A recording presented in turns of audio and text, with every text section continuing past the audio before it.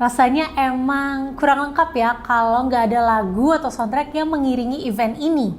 Tapi pernah penasaran nggak sih sejak kapan sih Piala Dunia ini memiliki lagu atau soundtrack? Yuk kita bahas semua tentang lagu Piala Dunia dalam What's the Story kali ini. Ternyata lagu pertama bertema Piala Dunia rilis di tahun 1962 ketika Chili menjadi tuan rumah acara tersebut. Lagu berjudul El Rock del Mundial atau kalau diterjemahkan dalam bahasa Inggris The Rock of World Cup ini dinyanyikan oleh band jazz rock and roll asal Chili yaitu Los Ramblers atau The Ramblers. Sejak itu memiliki anthem menjadi sebuah tradisi untuk event ini. Menariknya, meski lagu bertema Piala Dunia sudah ada sejak tahun 1962, baru pada tahun 1990 FIFA secara resmi mengadopsi lagu sebagai lagu atau soundtrack Piala Dunia. Lagu pertama yang resmi diadopsi oleh FIFA adalah Un'estate Italiana yang dinyanyikan oleh Edoardo Bennato dan Gianna Nannini dalam versi bahasa Italia dan juga bahasa Inggrisnya yaitu To Be Number One yang dinyanyikan oleh Giorgio Moroder Project. Di luar lagu-lagu yang memang resmi menjadi soundtrack Piala Dunia, ada juga nih beberapa anthem yang dirilis. Biasanya anthem ini dirilis oleh sponsor Piala Dunia yaitu Coca-Cola. Contohnya di tahun 2010 Coca-Cola merilis promotional anthem Waving Flag yang dinyanyikan oleh Keenan, penyanyi asal Somalia, Kanada. Kemudian di tahun 2014 Coca-Cola kembali merilis promotional anthem berjudul The World Is Our. Dan terakhir di tahun 2018 Coca-Cola lagi nih merilis lagu berjudul Colors yang dinyanyikan oleh Jason Derulo.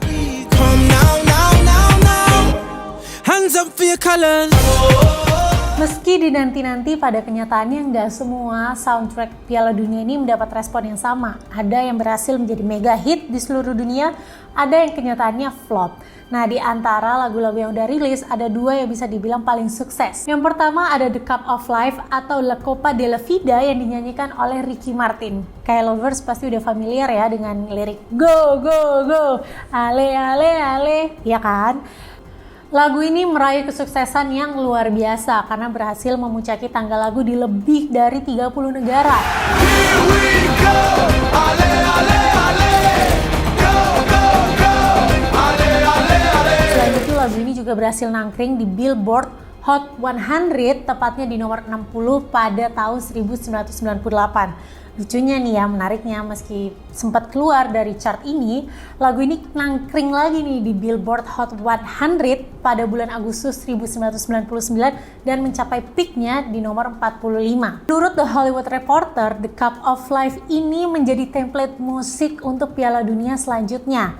Makanya kalau misalnya kita denger lagu-lagu Piala Dunia itu kayak mereka memiliki vibe yang familiar kan, kayak ada benang merahnya gitu. Of Life bisa dibilang sebagai mega hit pertama Piala Dunia. Martin sendiri sempat membawakan lagu ini di ajang penghargaan Grammy tahun 1999 dan dapat respon yang luar biasa. Penampilannya ini sering disebut sebagai jalan pembuka untuk Latin explosion di bidang musik.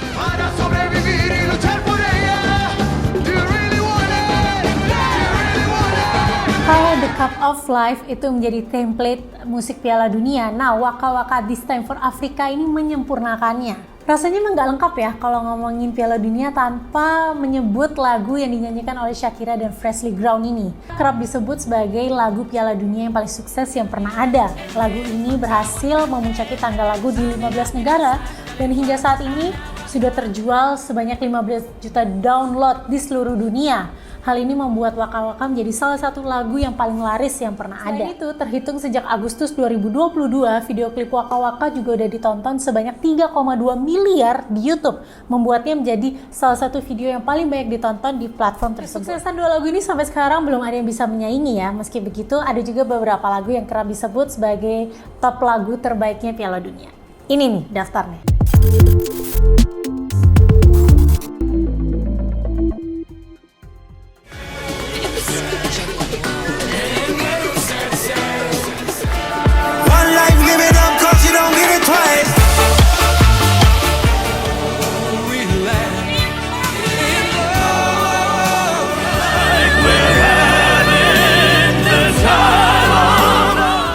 Oh iya, ada honorable mention nih, meski bukan official soundtrack untuk Piala Dunia, lagu ini nggak bisa dilupakan.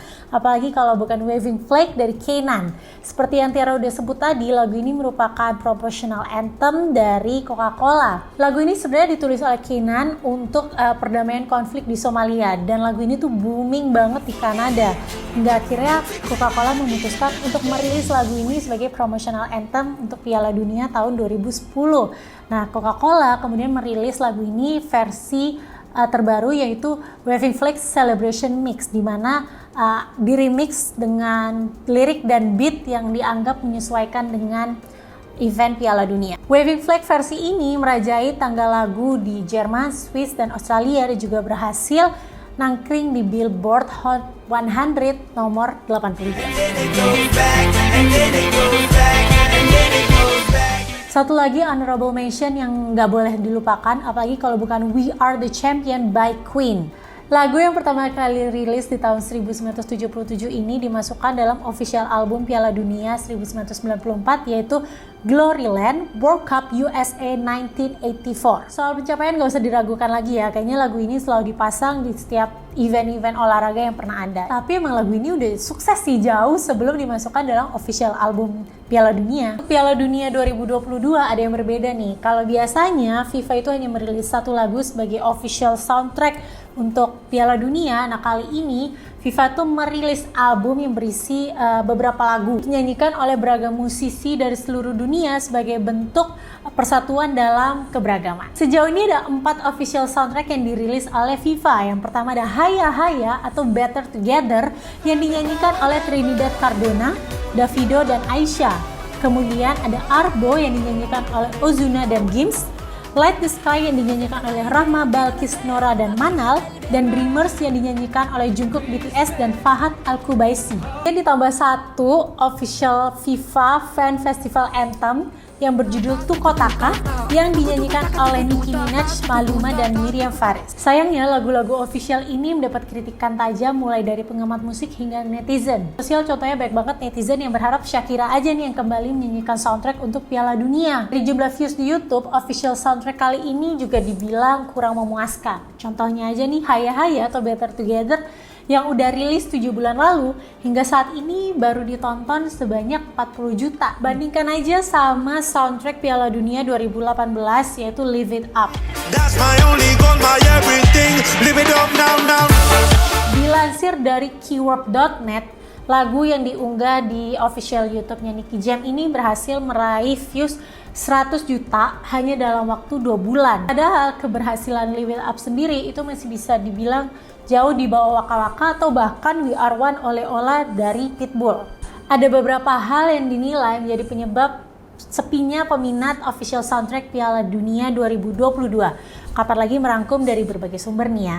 1. Musik dan video klip yang ditampilkan ini kayak kurang bersemangat, kurang vibes, kurang emosi, dan juga kurangnya referensi dari sepak bola. Kedua, lagu-lagu ini dinyanyikan bukan oleh penyanyi yang cukup mainstream kayak Waka Waka dibawakan oleh Shakira dan juga We Are One dibawakan oleh Pitbull. Ya, penyanyi yang terlibat itu hanya ada beberapa nih artis yang bisa dibilang mainstream ya, seperti Nicki Minaj atau Jungkook, BTS. Dan yang ketiga adalah kontroversi di balik penyelenggaraan Piala Dunia tahun ini, dimana kita ketahui bahwa hype Piala Dunia itu diekspektasikan bakal turun nih tahun ini.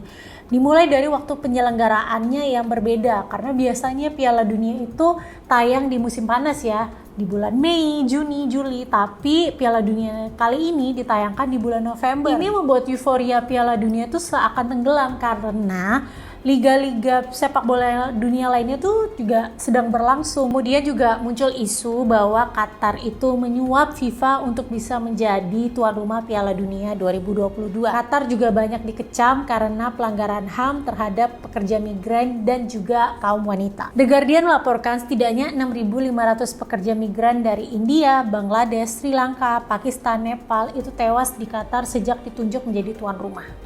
Ditambah dengan peraturan-peraturan yang ketat, tiket dan akomodasi yang cukup mahal, itu membuat minat penonton menjadi berkurang. Hal ini juga terlihat dari pertandingan perdana Grup A Piala Dunia antara Qatar dan Ekuador di Stadion Al Bayt di Al-Khor pada Minggu 20 November lalu yang terbilang sepi. Bahkan muncul kabar nih bahwa penonton yang datang itu merupakan penonton bayaran. Dan itulah tadi pembahasan tentang lagu-lagu Piala Dunia. Masalah mana yang paling enak menurut Tiara itu cuma masalah preferensi ya. Tapi kalau menurut K-Lovers, mana nih yang terbaik nih lagu Piala Dunia yang terbaik yang pernah ada? Dan apa pendapat kalian soal official soundtrack Piala Dunia 2022? Kasih tahu pendapat kalian di kolom komentar ya. Oke K-Lovers, sampai jumpa lagi di What's the Story selanjutnya ya. Bye-bye!